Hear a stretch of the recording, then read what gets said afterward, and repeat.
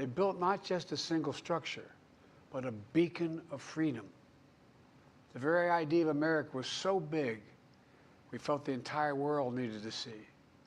The Statue of Liberty, a gift from France after our Civil War. Like the very idea of America, it was built not by one person, but by many people, from every background and from around the world. Like America, the Statue of Liberty is not standing still. Her foot literally steps forward atop a broken chain of human bondage. She's on the march, and she literally moves. She is built to sway back and forth to withstand the fury of stormy weather, to stand the test of time because storms are always coming. She sways a few inches, but she never falls into the current below. An engineering marvel. The Statue of Liberty is also an enduring symbol of the soul of our nation. A soul shaped by forces that bring us together and by forces that pull us apart. And yet, through good times and tough times, we've withstood it all.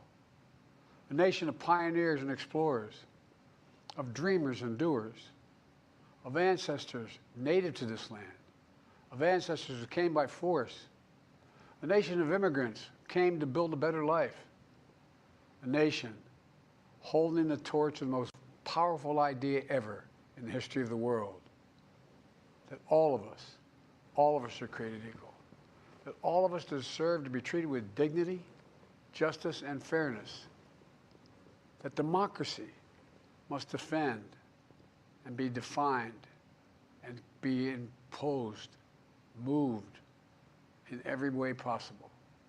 Our rights, our freedoms, our dreams.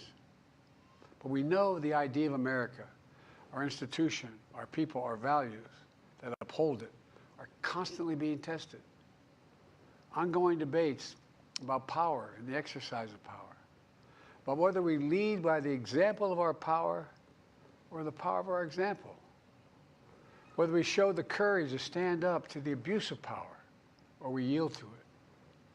After 50 years at the center of all of this, I know that believing in the idea of America means respecting the institutions that govern a free society, the presidency, the Congress, the courts, a free and independent press, institutions that are rooted, they just might not reflect the timeless words, but they echo the words of the Declaration of Independence. We hold these truths to be self-evident. Rooted in the timeless words of the Constitution, we the people. Our system of separation of powers, checks and balances. It may not be perfect, but it's maintained our democracy for nearly 250 years, longer than any other nation in history that's ever tried such a bold experiment. In the past 4 years, our democracy has held strong. And every day I've kept my commitment to be president for all Americans through one of the toughest periods in our nation's history. I've had a great partner in Vice President Kamala Harris. It's been the honor of my life to see the resilience of essential workers getting us through a once-in-a-century pandemic, the heroism of service members and first responders keeping us safe, the determination of advocates standing up for our rights and our freedoms instead of losing their jobs to an economic crisis that we inherited. Millions of Americans now have the dignity of work. Millions of entrepreneurs and companies creating new businesses and industries, hiring American workers, using American products. And together, we've launched a new era of American possibilities. One of the greatest modernizations of infrastructure in our entire history, from new roads, bridges, clean water, affordable high-speed internet for every American. We invented the semiconductor, smaller than the tip of my little finger, and now is bringing those chip factories and those jobs back to America where they belong, creating thousands of jobs. Finally, giving Medicare the power to negotiate lower prescription drug prices for millions of seniors. And finally, doing something to protect our children and our families by passing the most significant gun safety law in 30 years. and bringing violent crime to a 50-year low. Meeting our sacred obligation to over 1 million veterans so far who are exposed to toxic materials, and to their families, providing medical care and education benefits and more for their families. You know, it will take time to feel the full impact of all we've done together. But the seeds are planted, and they'll grow and they'll bloom for decades to come. At home, we've created nearly 17 million new jobs, more than any other single administration, a single term. More people have health care than ever before. And overseas, we've strengthened NATO. Ukraine is still free. And we pulled ahead of our competition with China. And so much more. I'm so proud of how much we've accomplished together for the American people. And I wish the incoming administration success, because I want America to succeed. That's why I've held my duty to ensure a peaceful and orderly transition of power, to ensure we lead by the power of our example.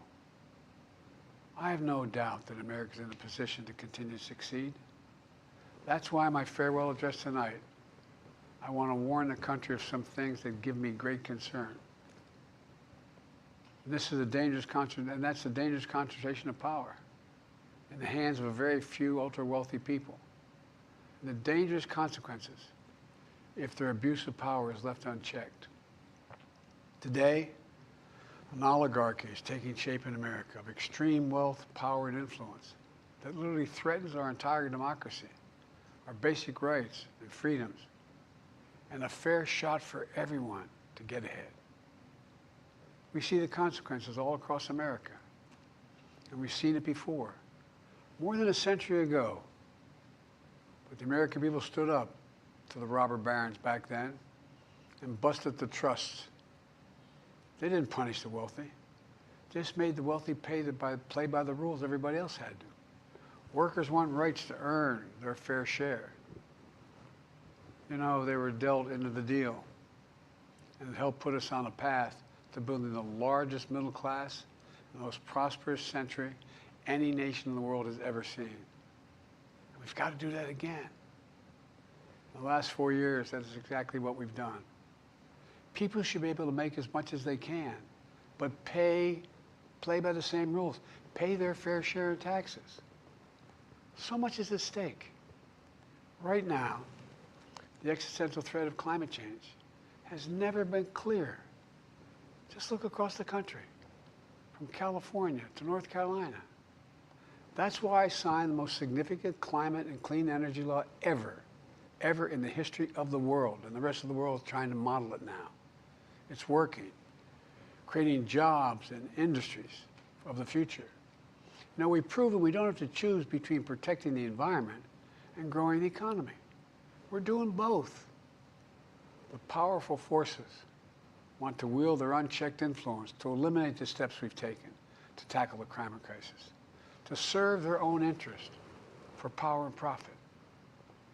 We must not be bullied into sacrificing the future of our children and our grandchildren. We must keep pushing forward and push faster. There's no time to waste. It's also clear that American leadership in technology is an unparalleled source of innovation that can transform lives. We see the same dangers of the concentration of technology, power, and wealth. You know, his farewell address, President Eisenhower spoke of the dangers of the military-industrial complex. He warned us then about, and I quote, the potential for the disastrous rise of misplaced power, end of quote. 6 decades later, I'm equally concerned about the potential rise of a tech-industrial complex that could pose real dangers for our country as well. Americans are being buried under an avalanche of misinformation and disinformation, enabling the abuse of power. The free press is crumbling. Editors are disappearing. Social media is giving up on fact-checking. The truth is smothered by lies told for power and for profit. We must hold the social platforms accountable to protect our children, our families, and our very democracy from the abuse of power. Meanwhile, artificial intelligence is the most consequential technology of our time, perhaps of all time. Nothing offers more profound possibilities and risks for our economy and our security, our society, for humanity. Artificial intelligence even has the potential to help us answer my call to end cancer as we know it. But unless safeguards are in place, AI could spawn new threats to our rights, our way of life, to our privacy, how we work and how we protect our nation. We must make sure AI is safe and trustworthy and good for all humankind. In the age of AI, it's more important than ever that the people must govern. And as the land of liberty, America, not China, must lead the world in the development of AI. You know, in the years ahead, it's going to be up to the president, the presidency, the Congress, the courts, the free press, and the American people to confront these powerful forces. We must reform the tax code, not by giving the biggest tax cuts to billionaires, but by making them begin to pay their fair share. We need to get dark money. That's that hidden funding behind too many campaigns contributions. We need to get it out of our politics. We need to enact an 18-year time and term, for the strongest ethics reforms for our Supreme Court. We need to ban members of Congress from trading stock while they're in the Congress. We need to amend the Constitution to make clear that no president is immune from crimes that he or she commits while in office. The president's power is not limited. It's not absolute, and it shouldn't be. And in a democracy, there's another danger to the concentration of power and wealth. It erodes a sense of unity and common purpose. It causes distrust and division. Participating in our democracy becomes exhausting and even disillusioning. And people don't feel like they have a fair shot. We have to stay engaged in the process. I know it's frustrating. A fair shot is what makes America, America. Everyone's entitled to a fair shot. Not a guarantee, but just a fair shot. An even playing field. Going as far as your hard work and talent can take you. We can never lose that essential truth, remain who we are. I've always believed, and I've told other world leaders, America can be defined by one word: possibilities. Only in America do we believe anything is possible. Like a kid with a stutter from modest beginnings in Scranton, Pennsylvania, and Claremont, Delaware, sitting behind this desk in the Oval Office as President of the United States. That's the magic of America. It's all around us. Upstairs in the residence of the White House, I've walked by a painting of the Statue of Liberty I don't know how many times. In the painting, there's several workers climbing on the outstretched arm of the statue that holds the torch. It reminds me every day I pass it of the story and soul of our nation and the power of the American people. There's a story of a veteran. This is a veteran, the son of an immigrant, whose job was to climb that torch and polish the amber panes so rays of light could reach out as far as possible. He was known as the keeper of the flame. He once said of the Statue of Liberty, quote, speaks a silent universal language, one of hope that anyone who seeks and speaks freedom can understand. Yes, we sway back and forth to withstand the fury of the storm, to stand the test of time. A constant struggle, a short distance between peril and possibility. But what I believe is the America of our dreams is always closer than we think. And it's up to us to make our dreams come true.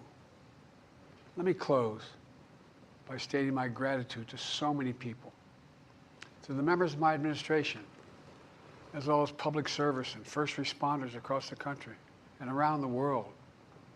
Thank you for stepping up to serve.